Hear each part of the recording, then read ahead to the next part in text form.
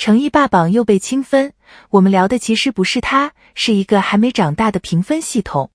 我先问你一个事儿，假设有这么一个评分网站，上线第一天就把自己榜单前3名的成绩亲手划掉，归零，踢出榜，你的第一反应是什么？是觉得哇这平台好刚好公正，还是会愣一下，心里冒出来另一个问题，你自己准备好了吗？其实这事儿要是搁在别的地方，比如说北美那边的一些老牌评分站，他们的公信力是怎么来的？是熬出来的，10几年、几十年，一点一点攒。没有哪个评分系统是上线那天就自带权威的。权威这东西，它不是你自称的，是别人慢慢认的。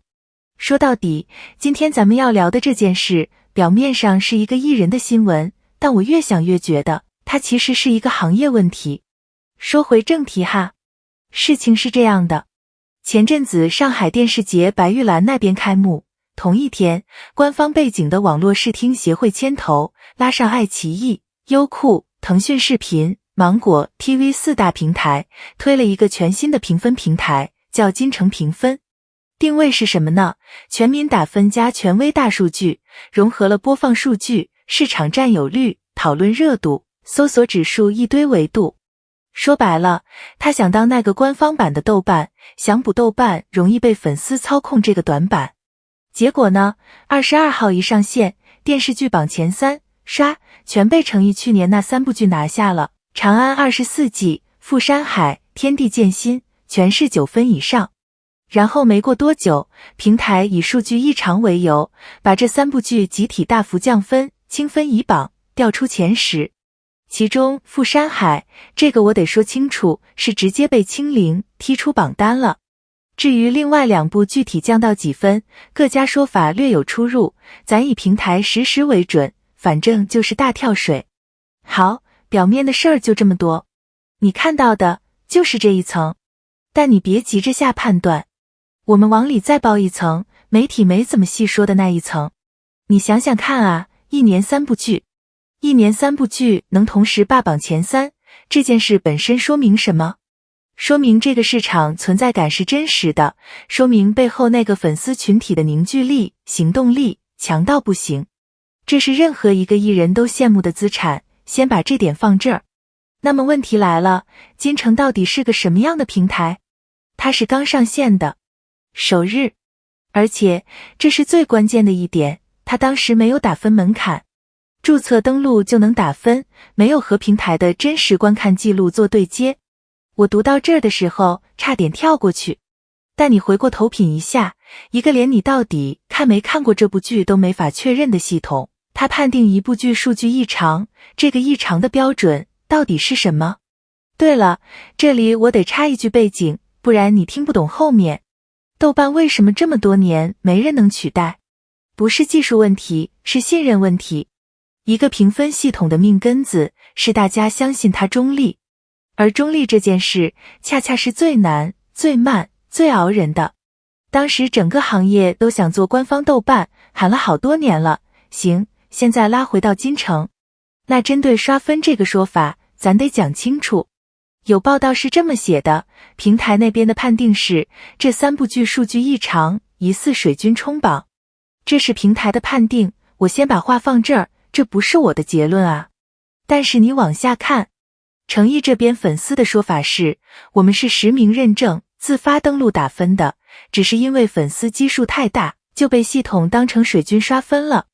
而且你注意，原文里也提到，热巴、杨紫、杨洋这些当红的艺人，粉丝同样发起过集体打分，这说明什么？翻译成人话就是，这是整个饭圈生态在新平台上的普遍行为，不是某一个人的原罪。所以你看，矛盾就出来了，一边是实名、自发、真人打分，一边是系统判定异常，这2个能不能同时成立？还真能。因为问题就出在那个灰色地带，当一个粉丝群体大到一定程度，他们正常地、真诚地去打分，在一个还没建好防御机制的新系统眼里，看起来就跟有组织刷分一模一样。这波在新系统眼里是真有点 hold 不住。换句话说，这事儿明摆着，基数大，本身被判成了罪。我们再往里包。第三层，也是我觉得最该聊的一层，真正的问题到底是什么？怎么说呢？我琢磨这事儿琢磨了挺久的。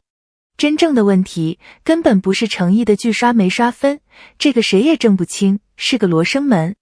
真正的问题是一个评分系统，在他自己都还没建好规则的时候，凭什么去界定别人异常？你品，你细品。他想要全民打分，那就意味着门槛低，人人能来。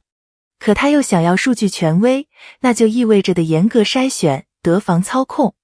这两个诉求是天然打架的。门槛越低，越容易被各种力量影响，筛得越严，全民参与又成了一句空话。金城现在就卡在这个夹缝里。而诚意，凭印象说啊，别太当真，他其实是这个系统不成熟阶段的一个承受者。在那个规则框架下，任何一个粉丝基数大的艺人赶上首日去打分，结果可能都一样。这不是哪个艺人的问题，是项目本身。我是说，这个评分项目本身还没准备好。懂行的都知道，这种情况不是个人能左右的。我说点个人的，我做这行观察这么久，见过太多榜单起起落落了。半夜睡不着的时候，我还在想这事儿。榜单这个东西，它的波动是最不值钱的。今天9分，明天清零，后天可能又改规则。这些数字留不下来。真正留得下来的是什么？是作品本身，是观众心里那个印象。哦，对了，还有件事。原文里其他网友也提到一个点，我觉得特别在理。金城现在没有和真实观看记录对接，所以他根本没法保证打分的人是不是真看过。这么一来，他非但取代不了豆瓣，搞不好还会变成豆瓣2.0，一个新的同样能被影响的榜。这个判断我倾向于认同，但不绝对，咱们看后续。好，最后一层，这一切到底意味着什么？往大了说，这件事是中国娱乐圈评分体系那个老死结的又一次暴露。咱们这个行业太需要一个可信的尺子了。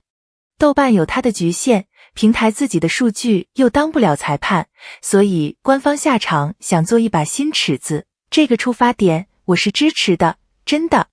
但做尺子的人得先明白，尺子的刻度是要校准的，不是上线那天画几道线就完事了。说起这个，我突然想到，这种官方版评分的尝试其实不是第一次了。每一次大家都满怀期待，每一次又卡在同一个地方，你既要公信又要热闹，鱼和熊掌。这是个慢性病，不是金城一家的毛病，是整个行业的。那对程毅本人呢？我的判断是乐观的。一个能一年产出3部剧，能让粉丝实名自发去为他打分的演员，他的基本盘是稳的。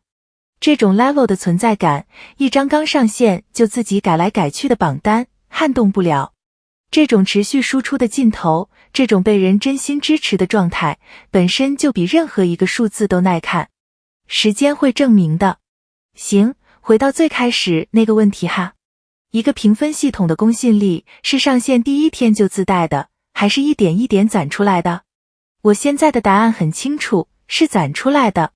而一个上线第一天就忙着划掉自己榜单的系统，恰恰说明它还在攒的路上，路还长着呢。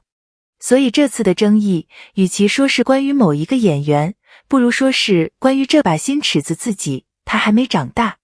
至于诚意，懂他作品的人从来不是靠一张榜单认识他的。一张榜能清零一个分数，但清不掉一年3部剧实打实摆在那儿的存在感。这事儿我觉得不用着急，咱们交给时间。今天就聊到这儿。你怎么看金城这把新尺子？评论区咱们接着聊。